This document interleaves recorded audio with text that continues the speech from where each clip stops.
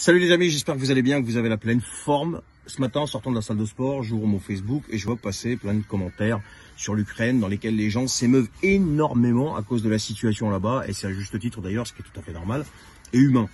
Mais si on s'extrait un petit peu du côté émotionnel et on se met à raisonner de manière rationnelle, eh bien on s'aperçoit en fait de beaucoup de choses qui sont là sous nos yeux mais qu'on ne voit pas ou alors on ne veut pas voir. Après la Seconde Guerre mondiale et le régime stalinien, l'organisation qui a causé le plus de morts et de destruction sur cette planète s'appelle l'Organisation du Traité de l'Atlantique Nord, l'OTAN. Parce que les guerres menées par l'OTAN et ses alliés au nom de la démocratie, la liberté et tout ce marketing à deux balles, eh bien, ont été les plus meurtrières depuis la Seconde Guerre mondiale et depuis le régime soviétique de Staline. Serbie, 220 000 morts, l'Irak, 1 200 000 morts, l'Afghanistan, 165 000 morts, la Syrie, 225 000 morts, la Libye, etc., etc., etc. Mais à ce que je sache, ça n'a pas provoqué autant d'émotions, voire même pas du tout. Eh bien, pourquoi ?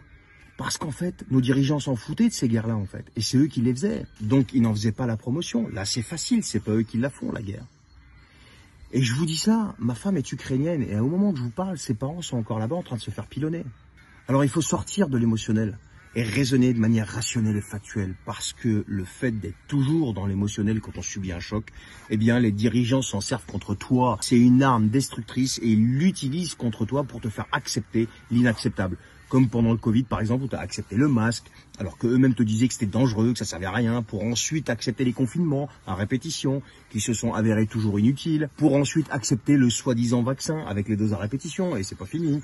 Et là encore, à cause de l'émotion et à cause de la peur, qui est l'émotion la plus destructrice, on va te manipuler avec la guerre en Ukraine, non pas pour sauver l'Ukraine, mais par pure récupération de Macron et son équipe, pour te faire croire que c'est Macron ton sauveur, et personne d'autre parmi les 12 candidats à la présidentielle. Alors que si tu ne cèdes pas à l'émotionnel et tu te mets à raisonner de manière rationnelle et factuelle, eh bien tu t'aperçois tout seul que Macron n'est ni plus ni moins que le destructeur de ce pays et il finira par t'anéantir dans les 5 prochaines années s'il est réélu. Les faits sont là, tu as juste à chercher un petit peu et tu t'apercevras par toi-même que c'est vrai ce que je dis, que c'est une réalité. Donc tu vois, le raisonnement sous le coup de l'émotion peut te faire d'énormes conneries alors que le rationnel et le factuel te permettent d'éviter les pires des conneries et la pire des pires d'entre elles, ça serait de réélire Emmanuel Macron.